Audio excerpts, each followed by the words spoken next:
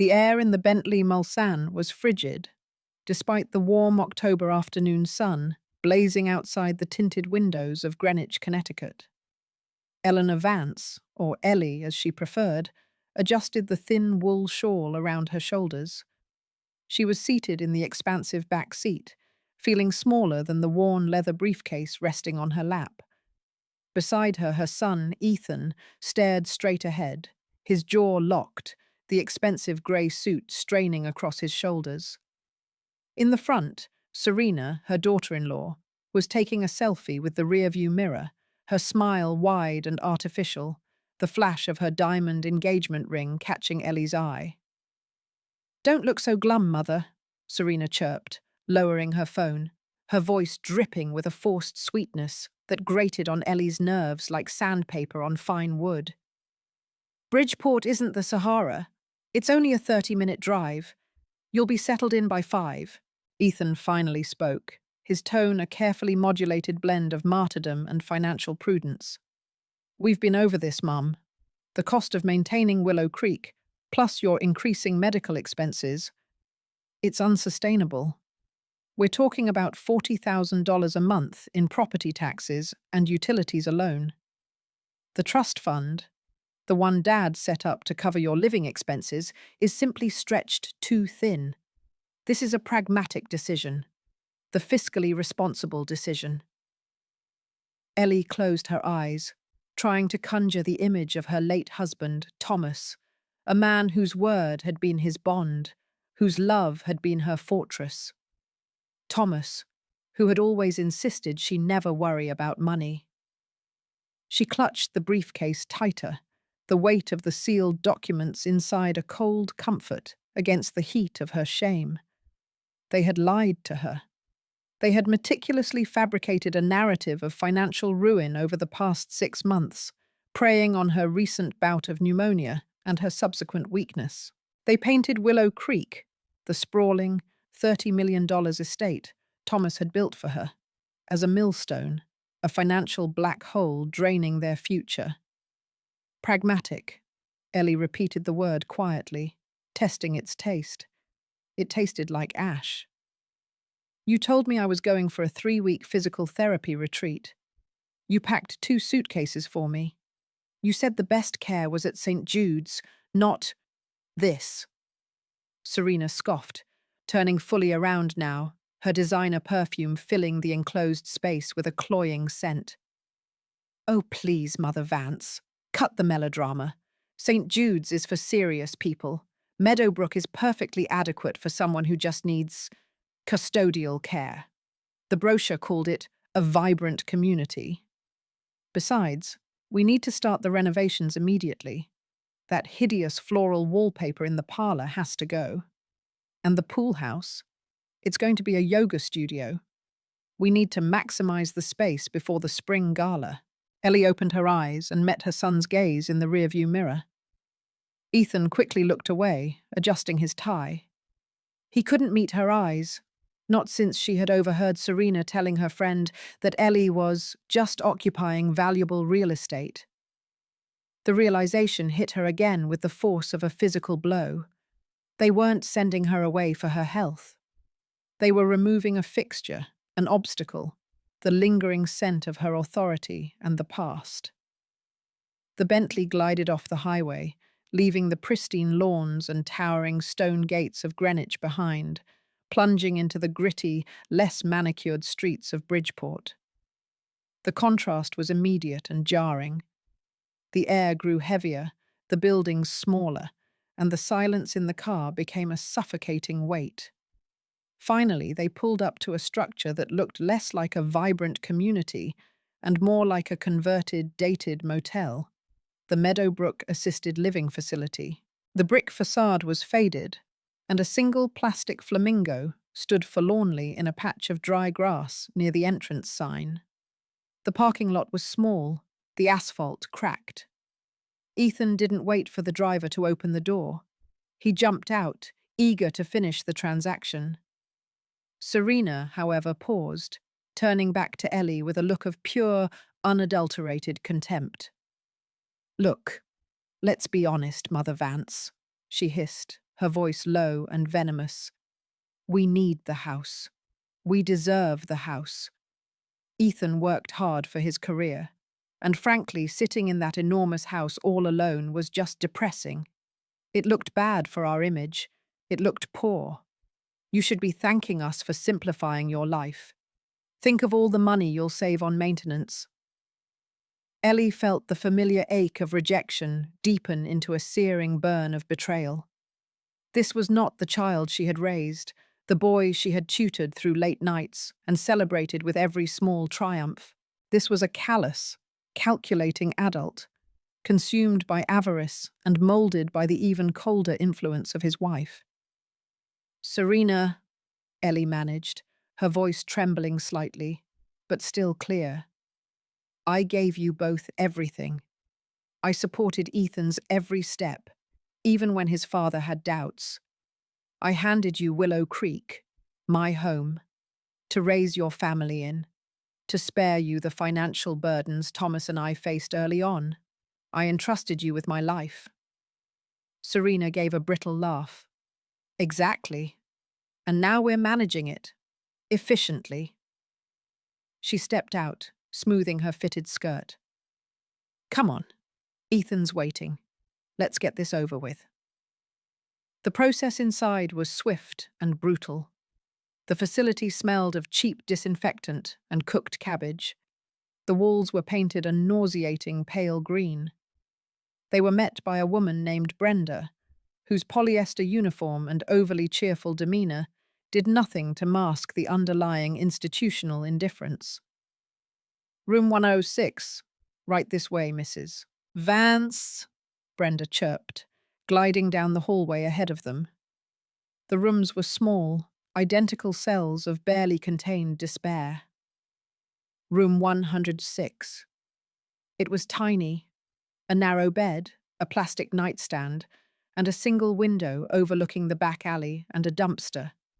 There was barely enough space for her two small suitcases.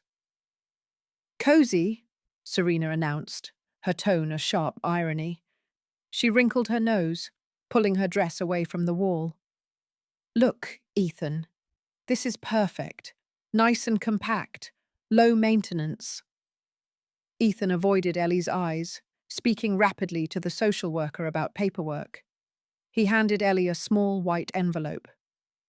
This is a prepaid debit card, Mum, he said, his voice clipped and businesslike. We've loaded it with $1,000 for discretionary expenses. That should cover incidentals, maybe a new pair of slippers or a good book.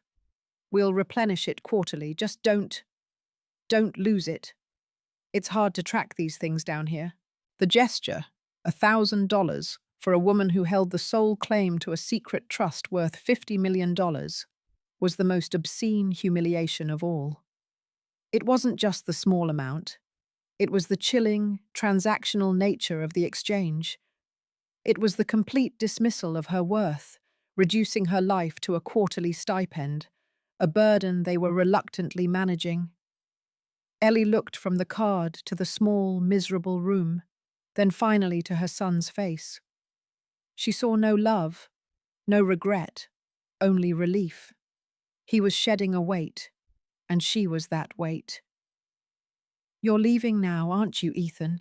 She asked, her voice low, drained of emotion. He nodded, avoiding her gaze. Yeah, Serena and I have a meeting with the contractor. We want to start knocking down the wall between the kitchen and the sunroom immediately. It's going to be huge. And we're having a small party tomorrow evening to celebrate the renovation. Just a few close friends, to generate some buzz before the holidays. Serena grabbed Ethan's arm, tugging him towards the door. We'll call you next week, Mother Vance. Try to be cheerful, okay? It's not a prison. The irony of her words, given the cold, barred nature of the place, was breathtaking. And then they were gone. Not a kiss, not an embrace, not a promise to visit soon. Just a hurried, final exit, leaving behind the lingering scent of expensive cologne and the crushing echo of the slammed door. Ellie stood utterly still in the middle of the Meadowbrook Assisted Living Facility's room 106. Her small world had just been reduced to 8 square feet of institutional flooring. She didn't cry. The pain was too vast, too absolute for tears. Tears were for grief. And this was not grief. This was a total, blinding, searing betrayal that consumed every nerve ending. She walked slowly to the small, depressing window. The sun was still high, but the light that filtered into the room felt dirty. She looked down at the briefcase on the floor. It contained her life, not her clothes or her memories, but the key to everything. She sank onto the hard bed, the thin mattress offering no comfort. She didn't dwell on the $1,000. She didn't dwell on the hideous wallpaper they planned to tear out of her Willow Creek parlor. She focused only on the cold, hard certainty that had bloomed in the void where her maternal love had once resided. The certainty of a plan. The plan she and Thomas had drafted years ago, after his first heart scare. The plan they had hoped would never be necessary. Thomas had been a shrewd man. He had seen the warning signs in his only son, the entitled glimmer in Ethan's eye, the way Serena had zeroed in on the family wealth. They had prepared for the worst-case scenario, the Vance Investment Trust, holding assets far exceeding the Willow Creek residents, structured to keep the principal secure and the existence of the trust itself a complete secret.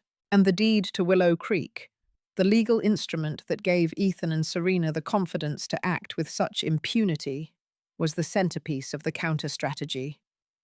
The moment of total despair had passed. It was replaced by an unnerving, icy calm. Ellie reached for her small suitcase. She pulled out an old, beat-up mobile phone, a relic that could only make calls, and wasn't traceable through the fancy systems Ethan used to track her regular cell phone. She opened the briefcase, pulling out a small, leather-bound notebook. She flipped to the last page, where a single number was written beneath a coded reference. A. Finch. Code 83 to W. Alistair Finch.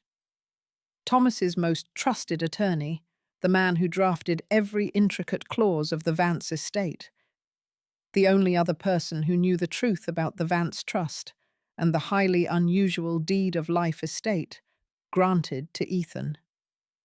Her finger hovered over the dial button. Her hands, which only moments ago had been shaking with shock, were now steady. She pressed the number. It rang once, twice. Finch and Associates, Alistair Finch speaking. The lawyer's voice was crisp and professional. Alistair, it's Eleanor Vance. I have been placed at Meadowbrook Assisted Living Facility in Bridgeport. She spoke quietly, clearly, her tone entirely factual, devoid of accusation or emotion. There was a brief, stunned silence on the other end of the line. Ellie, Mrs. Vance, I'm so sorry. I heard whispers that Ethan was making some changes, but I had no idea. Are you all right? I am perfectly well, Ellie said, her gaze fixed on the plastic nightstand. I am calling you to activate the final clause of the Willow Creek contingency, code 83.W. You know what to do. Alistair Finch's composure returned instantly, the professional training kicking in. Understood, Mrs. Vance. Code 83.W confirmed. That means the deed of life estate is hereby immediately and irrevocably terminated.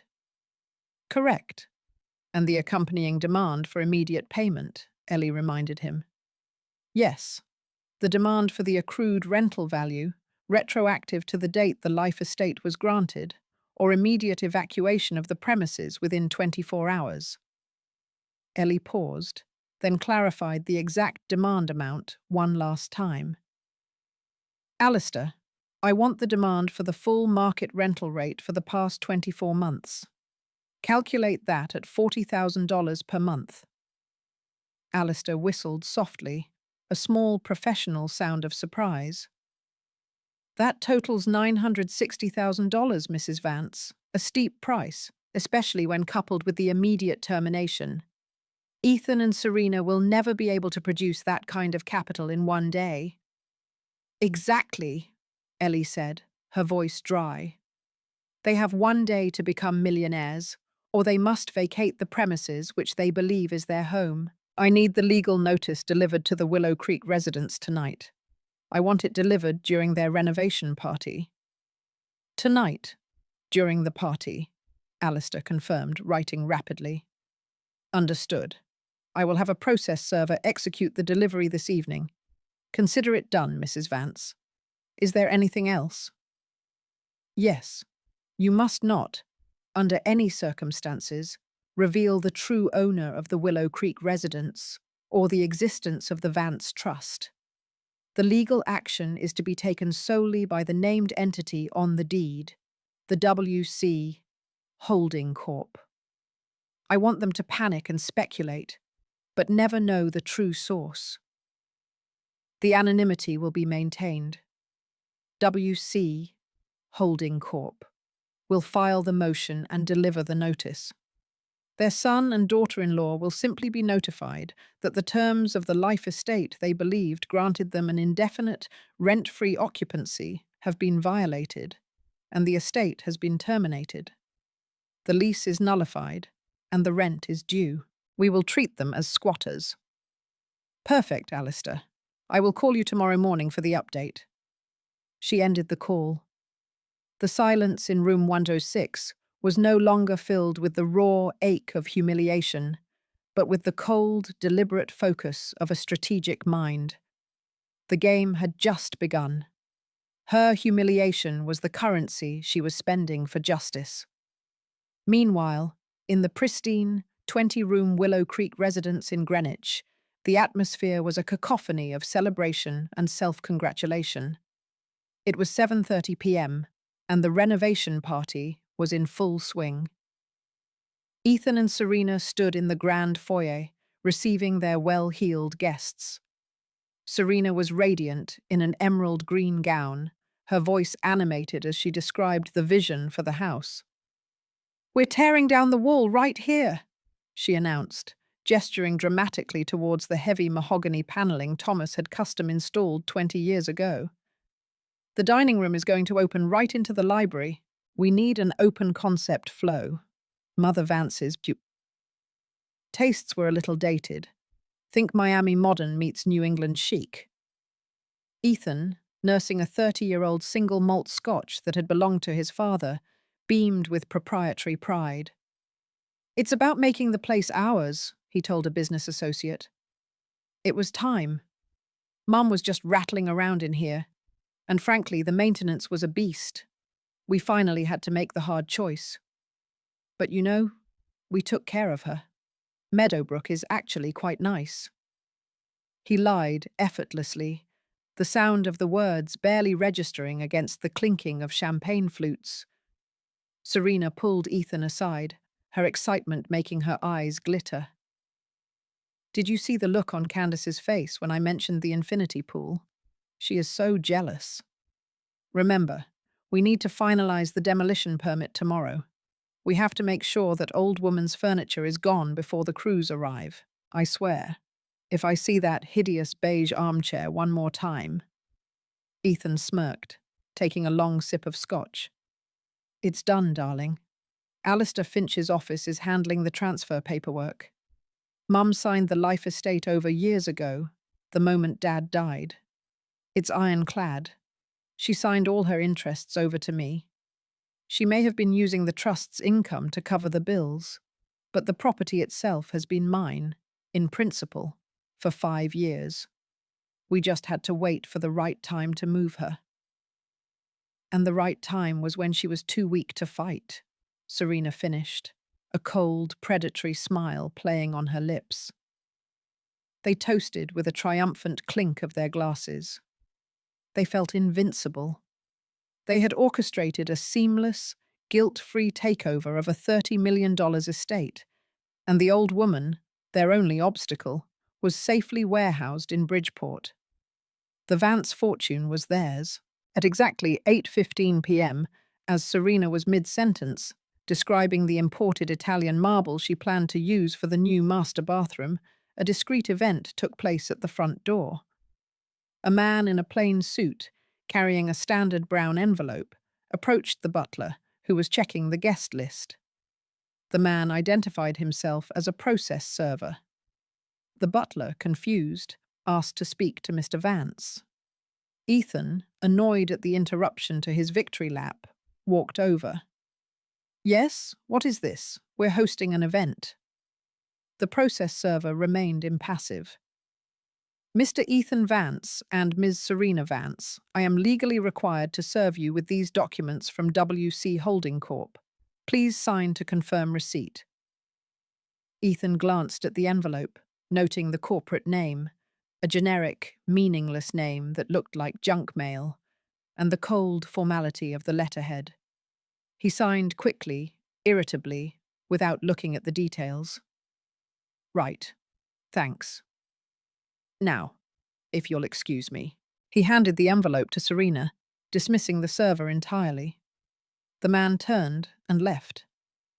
"What's this rubbish?" Serena asked, her brow furrowed, her good mood momentarily dampened. "Some legal junk mail," Ethan dismissed, pulling her back into the room. "Forget about it. Come on, let's go show the Goldbergs the view from the turret room. They're thinking of listing their place, and I want them to be envious." Serena tossed the brown envelope onto the antique cherrywood console table in the foyer, where it blended in with the discarded invitation cards and flower arrangements. They returned to the party, their triumph momentarily interrupted, but quickly restored by the flow of expensive wine and the admiring glances of their peers. The legal document sat, sealed and ominous, waiting for the party to end. Ellie, miles away in her tiny room, knew the papers had been delivered. Alistair Finch had confirmed the server's successful drop. She allowed herself a small, almost imperceptible smile. The hook had been set. The waiting was the hardest part, but also the most satisfying. She knew that the realization of the disaster would not sink in immediately. It would come later, when the guests were gone and the liquor had worn off. The true, agonizing bottom of their U-curve. She took the small prepaid debit card Ethan had left her, walked across the hallway to the Meadowbrook communal telephone, and slid the card into the slot. She donated the entire $1,000 to a local animal shelter.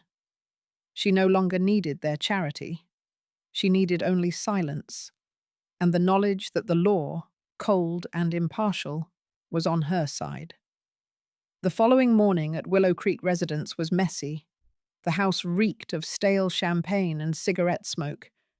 Ethan woke up on the imported silk sheets, feeling triumphant but hungover. Serena was already up, sitting on the edge of the bed in her robe, her face pale, her eyes wide with a confusion that was rapidly turning to panic. The discarded brown envelope from the night before lay open in her lap. "Ethan," she whispered, her voice tight, strangled. "Ethan, you need to look at this. Immediately." He groaned, sitting up. "What? It's probably a property tax increase. Just pay it. We can afford it now." "No, it's not an increase. It's a notice from a corporation called WC Holding Corp." Her hands shook as she held out the thick legal papers. "They say they are the owners of the Willow Creek residence, not you. And they say that the deed of life estate Mother Vance signed was terminated 3 months ago due to a breach of contract." Ethan scoffed, grabbing the papers and scanning them with a dismissive air. "What utter garbage! She signed it to me 5 years ago.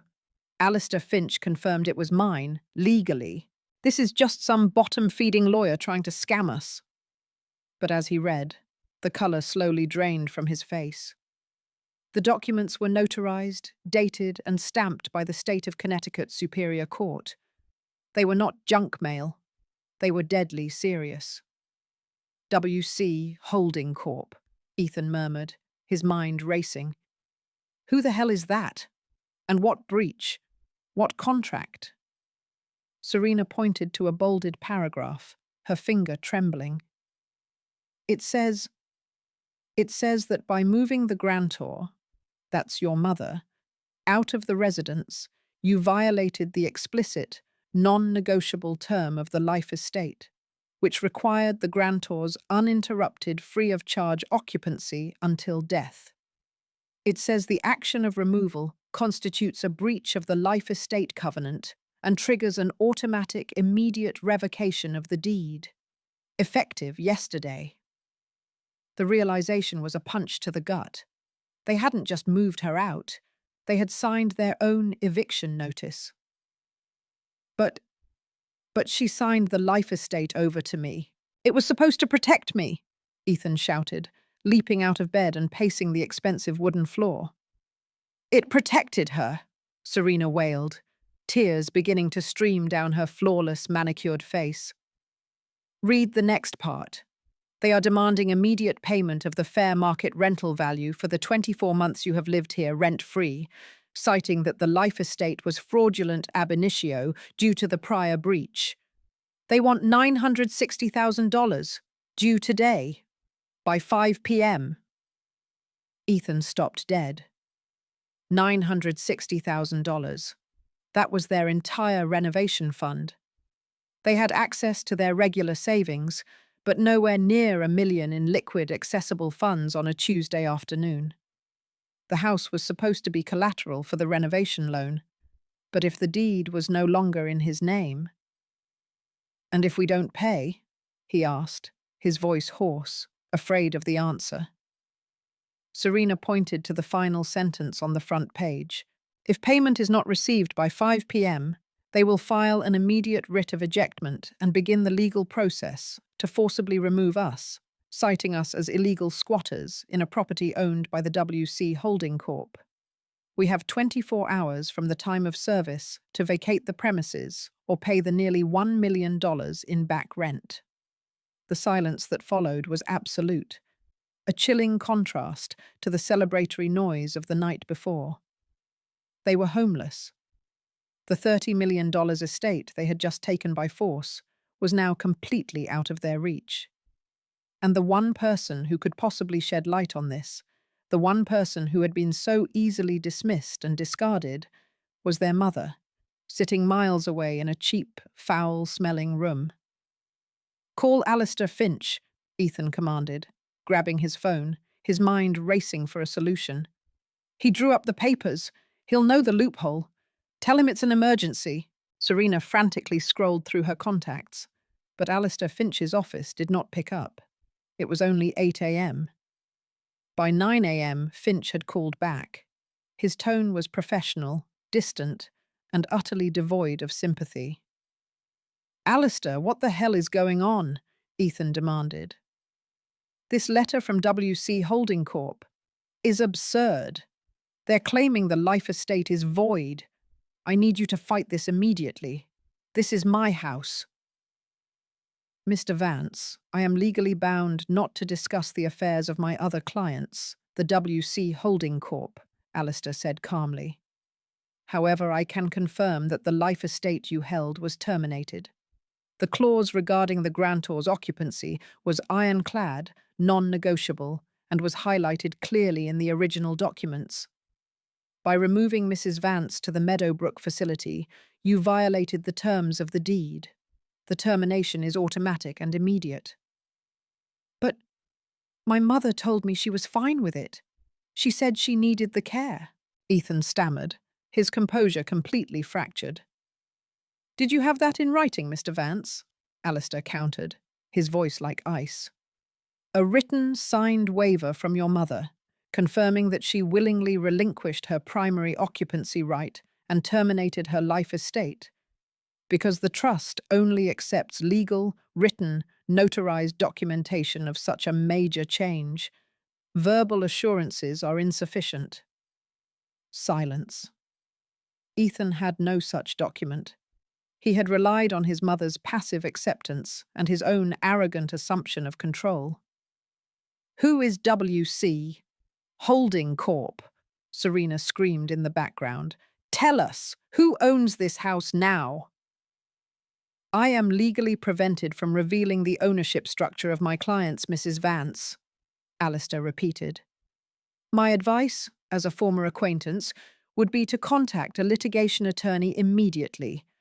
The demand for rent is valid under the contract terms. You have until 5 p.m. today to remit the payment, or WC Holding Corp. will file for a writ of ejectment. Good day." The line went dead. Ethan and Serena stared at the phone, then at the sprawling $30 million mansion around them. It was no longer theirs. It was a prison they were trapped in until they were forcibly removed. The humiliation was total. Ethan, in a feverish panic, immediately called his mother. The cell phone rang several times, then went to voicemail. He tried the Meadowbrook number. A receptionist answered. "Room 106, please," Ethan demanded. "I'm sorry, sir. Mrs. Vance has explicitly instructed us not to transfer any calls to her room at this time. She is resting." "But I'm her son. This is an emergency. We need to talk to her about the house." "Sir, Mrs. Vance left very clear instructions. All emergency communication is to be routed through her legal counsel, Mr. Alistair Finch. You may reach him there." The line went dead. Ethan and Serena looked at each other, their faces mirrors of raw, desperate fear. They realized, with chilling clarity, that they were completely locked out, not just of the house, but of the woman they had so carelessly discarded. "She did this," Serena whispered, her voice laced with venom. "The old woman planned this. She's had a secret lawyer all this time. She set us up." "But how? Why?" Ethan roared, slamming his fist against a priceless antique table, making the champagne glasses rattle. "She has nothing. She's always been poor. She depends on the trust income." The irony was now crushing. They had created the perfect villain and the perfect scenario for their mother's quiet demise, believing her weakness was a guarantee of their success. Instead, they had activated a time-delayed bomb of Thomas Vance's making, with Ellie's cold, calculated finger on the detonator. Ellie Vance, sitting alone in room 106, had a simple breakfast, a cup of weak coffee and toast, and waited for the sound of the 8 o'clock news. She didn't need to see them to know the chaos she had unleashed. She only needed the knowledge of her own strength. The pain of yesterday had been transmuted into an unstoppable force. She had 48 hours. 48 hours until the deadline passed and the law came to claim Willow Creek, the place they had treated as a trophy, not a home. Her eyes drifted to the window, watching the mundane traffic pass by in Bridgeport. She felt a profound, chilling sense of peace. The hardest part, the emotional plunge into the bottom of the U, was over. Now came the ascent, the cold, silent administration of justice. She was no longer a victim. She was the architect of their ruin. She had to wait. Wait until the final brutal scene played out in Greenwich, while she sat, utterly calm, in the forgotten corners of Bridgeport. She had to ensure the lesson was absolute, public, and irrevocable. The house was hers, and they were, as of 5 p.m., utterly and irrevocably homeless. The real cost of their greed was coming due. The next 24 hours unfolded with the glacial, terrifying precision of a well-oiled machine, exactly as Eleanor Vance had planned 5 years earlier.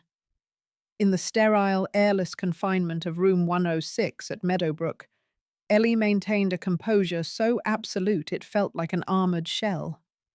Her grief had been transmuted entirely into strategy. She was a general commanding the battlefield from a silent, forgotten bunker. She refused to engage in the reality of her physical surroundings. The bland institutional meals, the distant cries from other residents, the persistent smell of stale coffee and industrial cleaner, none of it penetrated her internal focus. Her world had shrunk to the cold, hard facts of the legal papers, the ironclad clauses, and the ticking clock counting down to 5 o'clock p.m. the following day. Her only point of external contact was the brief, clinical call she made to Alistair Finch exactly at noon. "Alistair, an update, please. I assume my son has contacted you?" she asked, her voice flat, devoid of the maternal warmth he remembered. "Mrs. Vance, he has contacted me, repeatedly. He is highly agitated, as is Serena. They are frantic, as expected. They are currently attempting to secure a temporary injunction based on the premise that the WC Holding Corp. Is acting in bad faith. Their current lawyer is arguing that the clause regarding your occupancy is unconscionable and was never properly explained to Mr. Vance," Alistair reported, his tone indicating his professional amusement at the futile defense. Ellie's lip curved faintly. "And what did you advise?"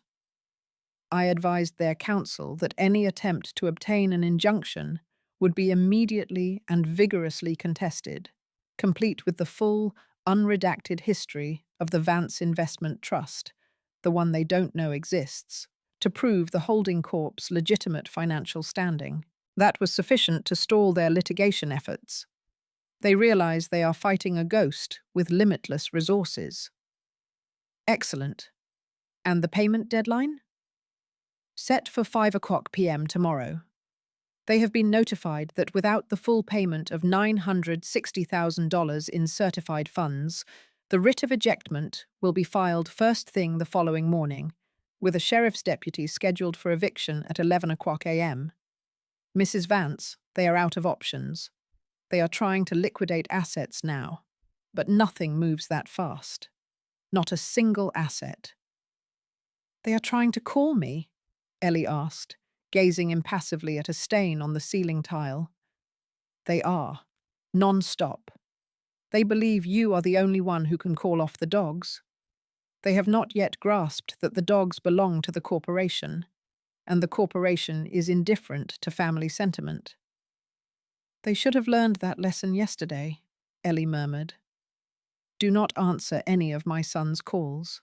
Do not give them any hope of negotiation.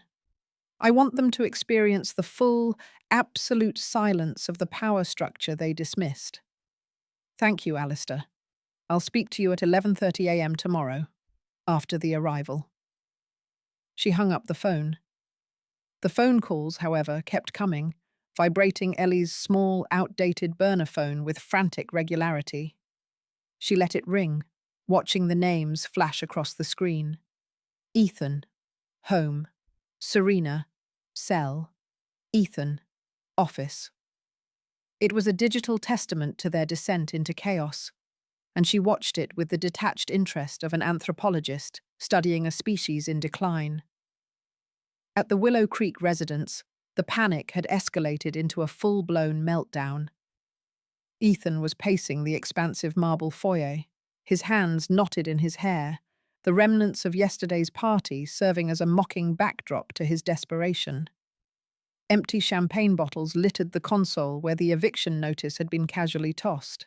Serena was on her third glass of wine, even though it was only early afternoon, her carefully constructed facade of social grace crumbling into raw, ugly fear. She was screaming into her phone at her personal assistant, demanding that her jewelry be appraised immediately. "Call Sotheby's. Call Christie's. See what they can give us for the 4-carat cushion cut. No, not a consignment. I need liquid cash, Alice. $960,000. Today. Do you understand? Or we will be on the street. Literally on the goddamn street." Ethan threw himself onto the custom-made sofa, burying his face in the silk cushions. "It's impossible, Serena. That ring is only worth $400,000 on the spot, maybe $300,000 after the fees. And we still owe the bank on the car. We're short by almost $600,000. We've exhausted the lines of credit. Nobody approves that kind of unsecured loan in 5 hours. Then call your mother, Serena shrieked, throwing the phone down. She's the only one. She has to call Finch. She set this up, Ethan. She knows who the owner is. She's playing some cruel, twisted game. Tell her we'll move her back. Tell her we'll sell the Range Rover. Tell her anything. But call her. Ethan picked up the phone, dialing Meadowbrook again. He was met with the same cold, pre-recorded message about resting hours and the redirect to Alistair Finch. The anonymity of WC Holding Corp. Was the final brilliant stroke of cruelty. They couldn't fight it because they couldn't identify the attacker. They couldn't appeal to the owner because the owner was a legal phantom, shielded by layers of corporate documentation. The sheer weight of the wealth behind the corporation implied an opponent too powerful to challenge. "She's not answering," Ethan yelled, throwing the phone across the room. It shattered against the wall. "She's doing this to us, Serena. She's doing this because we put her in that wretched, smelly place. She's punishing us. She's $700,000 rich from the trust, and she's trying to destroy her only son over a geriatric facility in Bridgeport. She's deranged," Serena cried, pulling at her hair. She had completely miscalculated her mother-in-law's assets, vastly underestimating the Vance Trust's actual liquid worth, which she assumed had been depleted by years of high living and property taxes. If only she knew the true fortune was secured in an unassailable trust, immune to her husband's greed. They spent the remainder of the day in a frenzied, useless haze of calls to brokers and bankers, each one ending in the same frustrating realization. Liquidity in that amount required time, and they had none. They watched their financial lives, built on the shifting sand of inherited expectation, dissolve into the air. In Meadowbrook, Eleanor Vance was having a visitor, not a concerned neighbour, not a sympathetic friend, but a highly discreet woman named Agent Harris from Alistair Finch's security detail. Harris was a calm, capable woman in her mid-30s, dressed in a simple blouse and slacks, looking entirely out of place in the institutional setting. "Mrs. Vance, I'm here to ensure your peace and quiet. Mr. Finch informed me that your son may try to come here in person as a last resort," Agent Harris said, her voice low and efficient.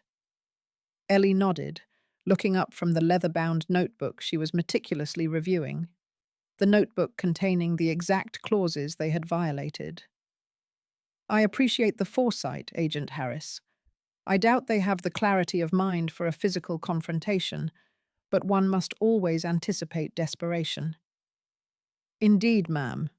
My instructions are simple.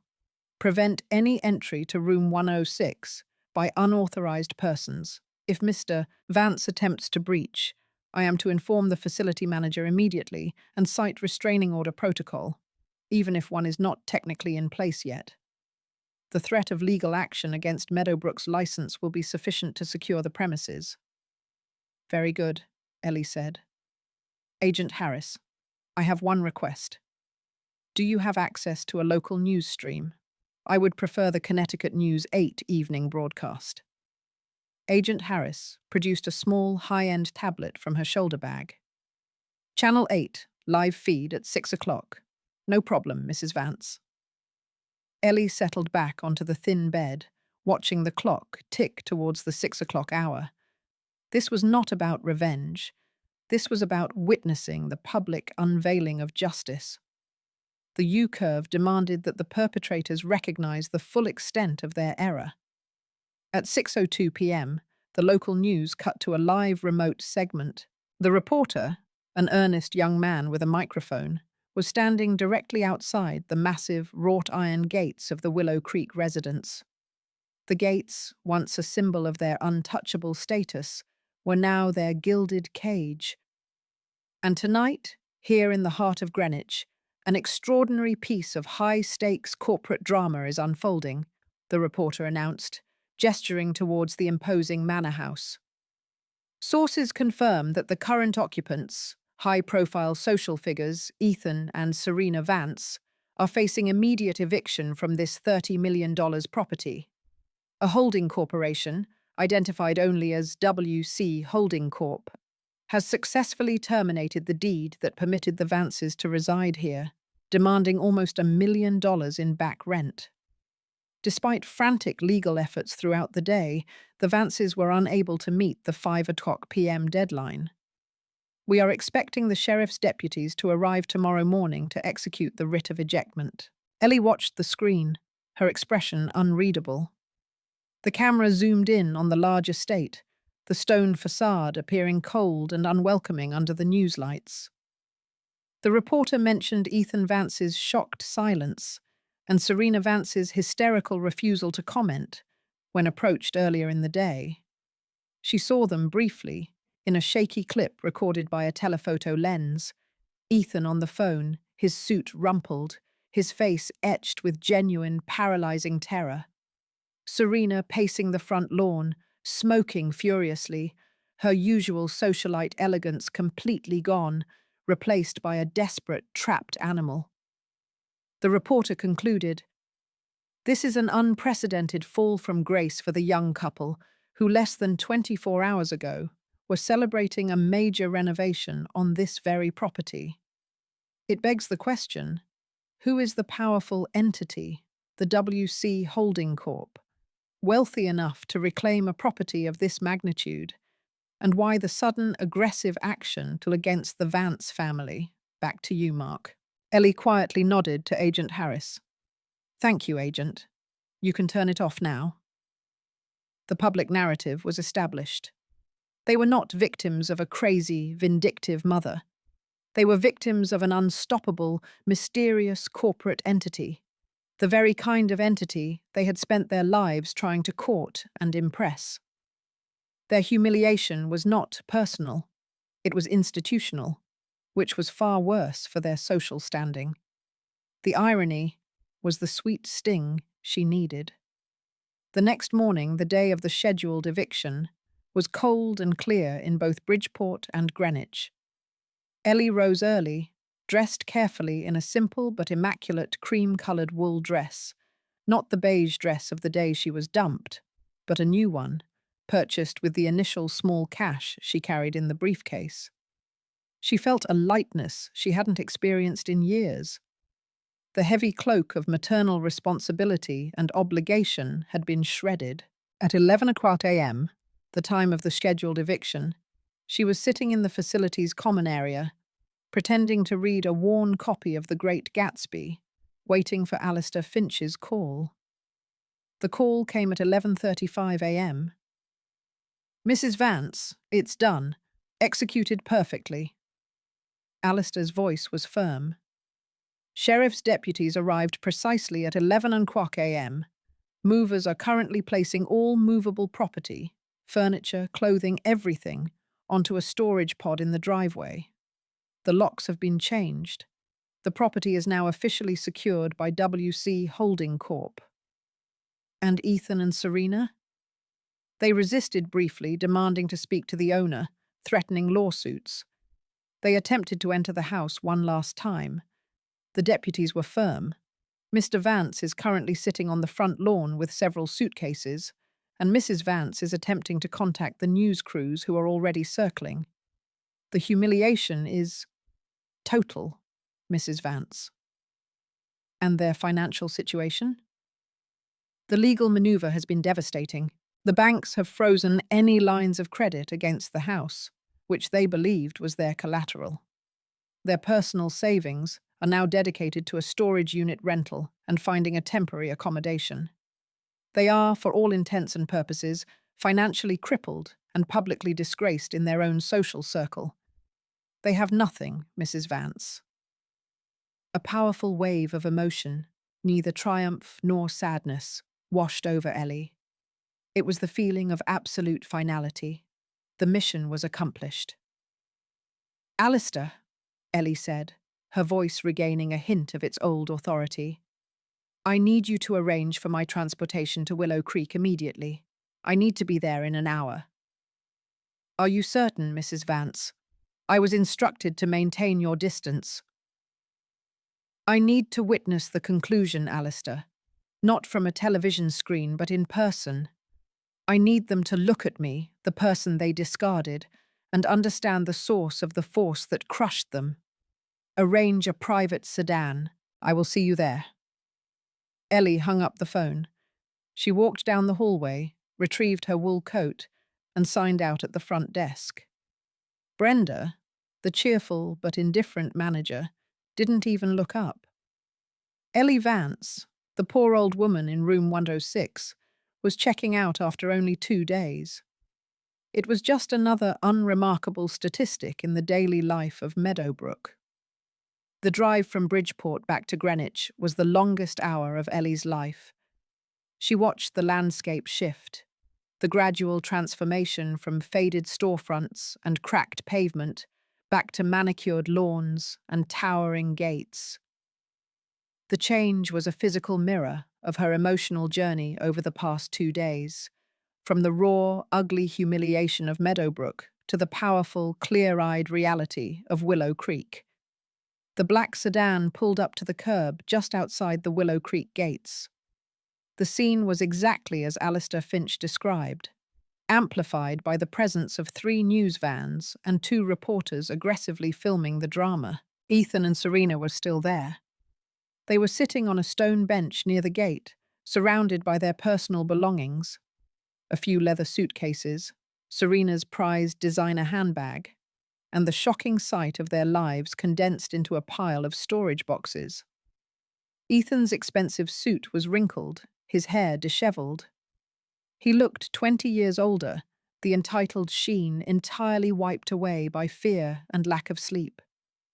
Serena was sobbing quietly, burying her face in her hands, her emerald green gown replaced by a simple but rumpled sundress. They were the very picture of defeated aristocracy. Alistair Finch met Ellie by the car. He looked concerned. "Mrs. Vance, they are distraught. Be careful. They might attempt confrontation." "I am counting on it, Alistair," Ellie said, walking with a steady, deliberate pace towards the gates. She didn't look frail anymore. She looked monumental. As she approached the property, the movers, the deputies, and the reporters all stopped. The silence that fell over the scene was heavier than the $30 million weight of the house itself. Everyone recognized the elderly woman in the perfectly cut cream coat. Ethan saw her first. He shot up from the bench as if propelled by an electric current. "Mom!" he screamed, his voice breaking, running towards her, followed closely by a red-eyed, stumbling Serena. "Mom! You're here! Thank God! You're the only one who can stop this. Tell them, Mom. Tell WC Holding Corp. that this is a mistake. You know the owner, don't you? You must know the owner. It's one of Dad's old friends, isn't it? They're doing this for you." Ethan grabbed her arm, his grip surprisingly hard, desperate. Serena staggered forward, kneeling slightly, her voice a ragged plea. "Mother Vance, please. We'll move you back immediately. We'll fire the contractors. We'll buy you a new wing. The best suite at St. Jude's. We'll hire a full-time nurse. Anything. Just tell them to stop. Tell the corporation that the owner. Tell them that WC Holding Corp. has reached an agreement with the Vances. We can't be on the street, Mum. Our reputation. Please." Ellie looked down at her son's desperate hand, gripping her arm, then at his face, distorted by terror and greed. The years of neglect, the casual cruelty, the cold dismissal, they all crystallized into this single, crushing moment. "Ethan," she said, her voice quiet, firm, and colder than the air in the Bentley 2 days ago. "Take your hand off me." He immediately released her, recoiling as if burned. He looked at her, his eyes searching her face for the familiar flicker of maternal weakness, the predictable surrender. But he found nothing, only an unnerving, absolute void. Serena rushed the gap. Mother Vance, this is monstrous. You are destroying your own son. What about family? What about your legacy? We are all you have left. What are you going to do with a $30 million house all by yourself in Bridgeport? You don't need it. Ellie ignored Serena. She looked only at Ethan. His eyes, the same color as Thomas's, were wide and pleading. She finally spoke, her voice carrying an authority that silenced the entire street, the news cameras, and the sheriff's deputies alike. I am not W.C. Holding Corp., Ethan, but W.C. Holding Corp. is a legal entity that honors contracts, something you clearly do not understand. They served you with a legal demand for rent, which you failed to meet. The consequences are now being enforced. Ethan shook his head frantically.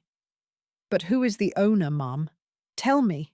Who is rich enough to do this? And why is this happening? Why did you let them do this to us? Ellie didn't answer the question directly. Instead, she took a slow, deliberate step back, distancing herself from the wreckage of their lives. She nodded once to Alistair Finch. Alistair stepped forward, holding a final single sheet of paper. He addressed Ethan and Serena with chilling formality. Mr. and Mrs. Vance, as legal counsel, I am instructed to inform you that your last appeal has been denied. The writ of ejectment is fully executed.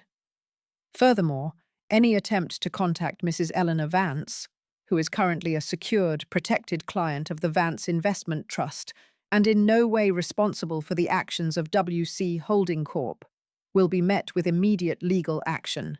You are formally warned to stay away from Mrs. Vance and any property associated with the Holding Corp.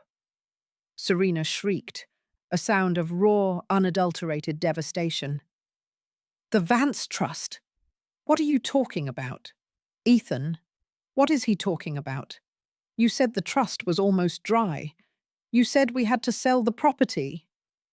Ethan looked at his mother, the last vestiges of hope collapsing into a horrifying realization.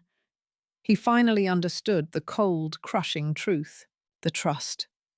It was never just for the house, was it, Mum? He whispered, his voice trembling. The trust owns the Holding Corp. And the trust belongs to you. Eleanor Vance stood utterly still. She didn't deny it. She didn't confirm it. She didn't need to. Her silence was a $50 million confirmation. She simply met his gaze, the silence stretching between them, until it became the sound of a final, irreversible goodbye.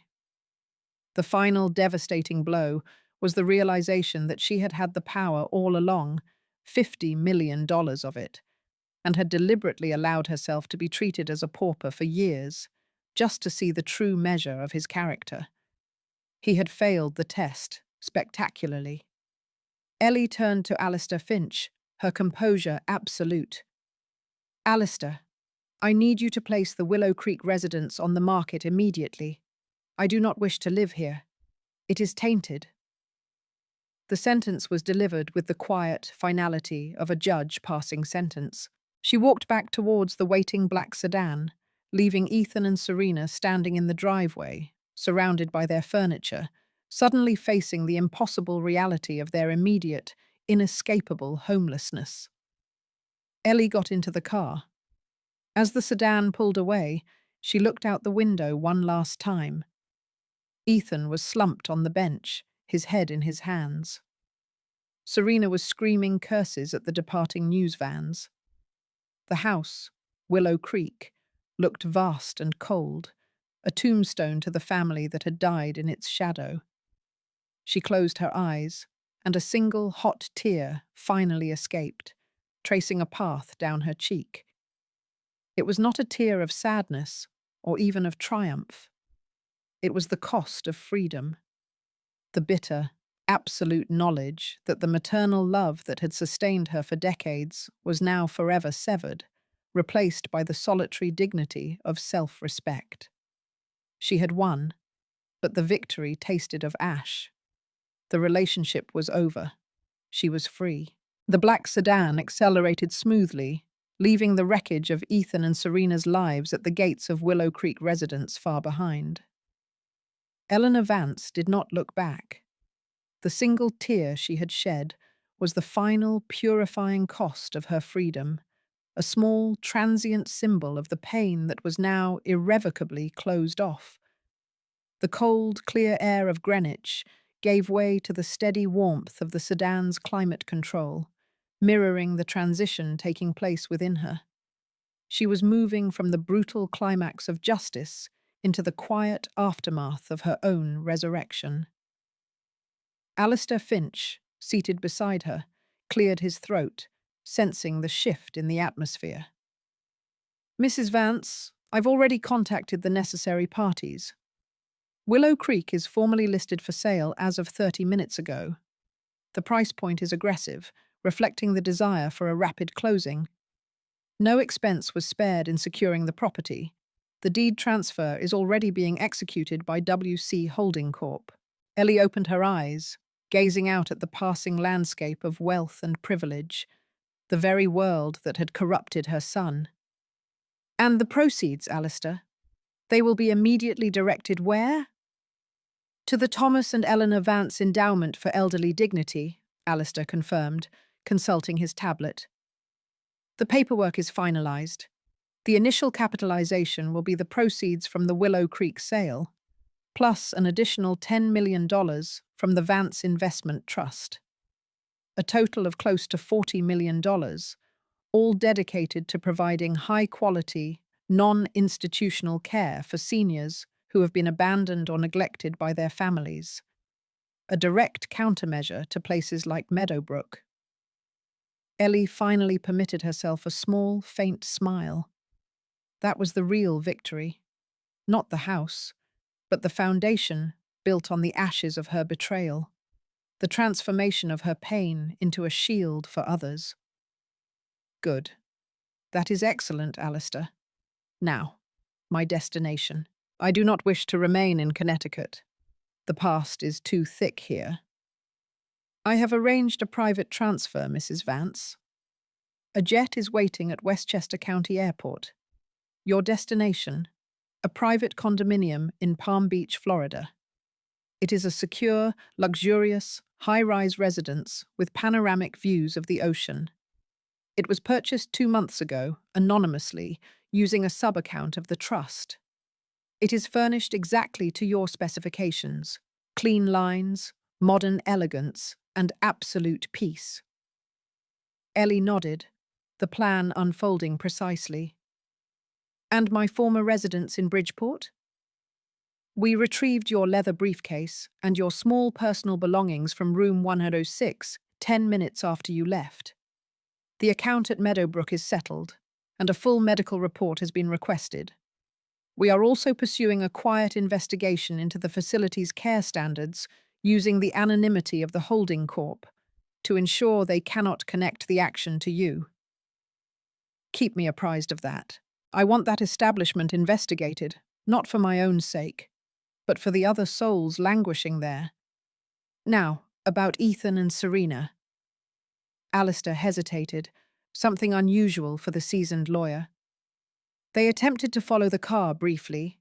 They were intercepted by my security detail. They have no resources, Mrs. Vance. Their entire financial identity was tied up in the perceived value of Willow Creek. They are facing immediate social ostracization. Their future is bleak. What, if anything, are your final instructions regarding them?" Ellie gazed out the window, watching the blur of trees and high stone walls. The pain of the last 2 days had refined her emotional palate. She no longer felt rage or vengeance, only a profound, cold indifference, tinged with sorrow. "My instruction is silence, Alistair. Absolute silence. The law has played its hand, and the justice it delivered was the termination of their privilege. They must now face the consequences of their character, unassisted and unimpeded by me. They are no longer my responsibility. They are merely strangers." The word hung in the air.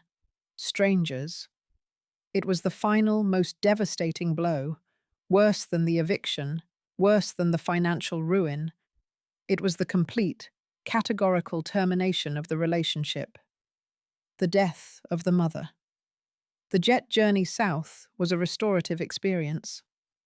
Eleanor, wrapped in a plush cashmere blanket, watched the northern landscape disappear beneath the clouds. The ascent felt like a physical shedding of the decades she had spent subordinating her life and her considerable fortune to the illusion of being a supportive, quiet, and ultimately disposable mother. She realized then that her secret fortune, the $50 million meticulously accumulated through Thomas's initial foresight and her own disciplined investment strategy, had not been about the money itself. It had been about self-worth. For years, she had deliberately chosen invisibility, living in the shadow of their contempt, simply to test the core of her son's love. She had allowed herself to be treated as a burden, to see if he would ever look past the perceived poverty and see the human being who raised him. He had failed, and the cost of that failure was his entire life. She arrived in Palm Beach, where the air was thick with the scent of salt and hibiscus.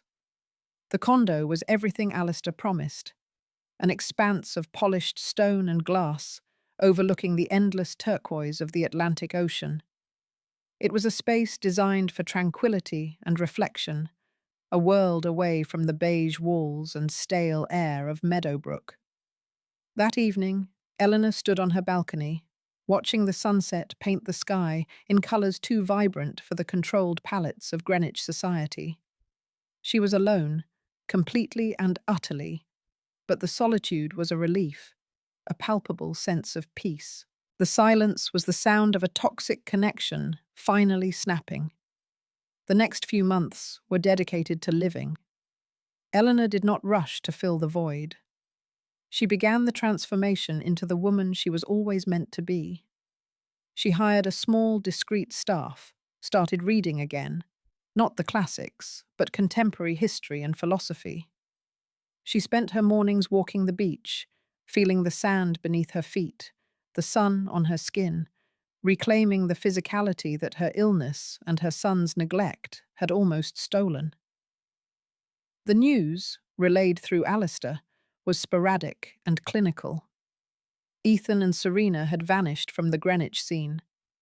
They had secured a tiny, cramped rental apartment in a less than desirable suburb of Stamford, living off the meagre proceeds from Serena's hurriedly sold jewellery. The disgrace was complete. They were bankrupt, socially exiled, and their attempts to re-enter the social world were met with cold dismissal. They were the subject of gossip, a cautionary tale about entitlement and sudden ruin. They were nobody. They continued to attempt contact, emails full of incoherent apologies, accusations, and desperate pleas, all addressed to the anonymous WC Holding Corp, demanding negotiation. They never dared to address Eleanor directly. They believed their mother was still a weak, easily manipulated woman, but they feared the corporate entity that had crushed them. This inability to connect the powerful trust to the poor, discarded mother was the final layer of her defense, a firewall of their own making. Eleanor never responded. She directed Alistair to send one final boilerplate legal notice. The matter is closed. Further communication will be treated as harassment.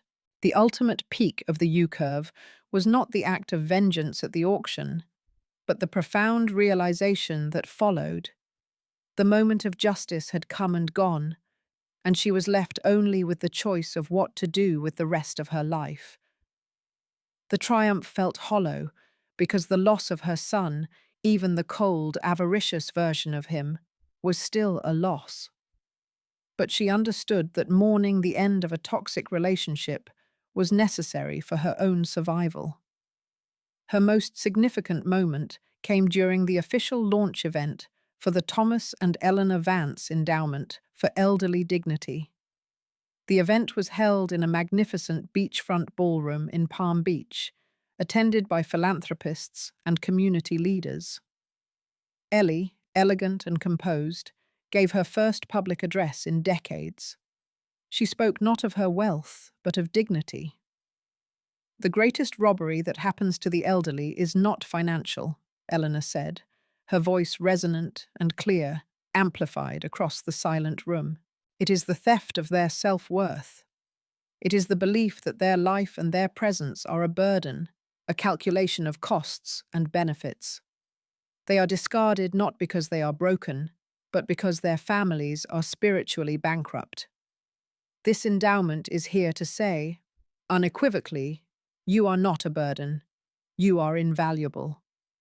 As the applause erupted, she felt the final, definitive release she had been seeking. The energy she had spent on resentment and planning was now redirected toward purpose. She had transformed the wreckage of her family into a beacon of hope for strangers. The years passed. Eleanor thrived. She traveled. She took up painting. She managed her philanthropic foundation with the shrewdness Thomas had taught her. She became known in Palm Beach society not as the former wife of Thomas Vance, but as Mrs. Eleanor Vance, the quiet, powerful philanthropist with an aura of serene wisdom and an unmistakable, iron-hard resolve. One afternoon, 3 years after the eviction, Alistair Finch arrived at the condo with his briefcase. He looked solemn. "Mrs. Vance, I have a sensitive matter. Ethan and Serena have separated. They lost the Stamford apartment and are reportedly living rough. Ethan recently made a last-ditch effort. He wrote a personal letter to you. He managed to circumvent all the corporate firewalls and sent it to my private office. I am legally obligated to show you this, as it pertains to the trust." Alistair placed a worn, folded envelope on the polished glass table. It was addressed to Mum. Eleanor looked at the envelope. She didn't touch it. She looked at the handwriting, the familiar, sloping script of the boy who used to write her sweet notes on Mother's Day. The silence of the ocean outside filled the room. "Did you read it, Alistair?" "I read it. It is a full confession, Mrs. Vance. He admits the initial lie about the finances, the deliberate choice of Meadowbrook to humiliate you, and the total lack of regret until the moment the sheriff arrived. He acknowledges his own avarice. He does not ask for money. He asks only for forgiveness and a chance to explain how he became that person." Ellie stared at the letter for a long minute. Forgiveness. It was the only thing she hadn't claimed in her triumphant ascent. She had claimed justice, dignity, freedom, and purpose. But forgiveness remained an unreached summit. Forgiving him felt impossible. It meant acknowledging the depth of the wound he inflicted. But then she thought of the old woman she had been, the woman who had chosen to be small, to be a sacrifice. She realized that the forgiveness he truly needed was not hers to grant. "Alistair," she said finally, her voice soft but steady. "Burn the letter. Tell me nothing of its contents. My relationship with my son ended when he decided my life was disposable. He must find his peace elsewhere, not through me." She watched Alistair take the letter and place it back into his briefcase. Her decision was not cruel. It was an act of profound self-preservation. She had to forgive not him, but the part of herself that had allowed the abuse to happen. The final act of justice was the protection of her own peace. The true resolution, the final, perfect peak of her emotional journey, was the understanding that she had stepped out of the role of mother, victim, and avenger, and into the role of Eleanor Vance, a woman whole and complete. The house was merely a tool. The real prize was the silence that now filled her life, a silence earned through years of sacrifice and 2 days of absolute, unwavering resolve. She walked to the balcony, feeling the warm, salt-laced wind lift her hair. The ocean stretched out before her, vast and indifferent to human drama. She had survived the fire of betrayal, and used the ashes to build a new life, a new legacy, and a new self. Her victory was never about the price of the house. It was about the absolute, non-negotiable value of her own dignity. She bought back her life from the ruins of their greed. She had walked through the valley of the shadow of abandonment and emerged not seeking vengeance, but demanding peace.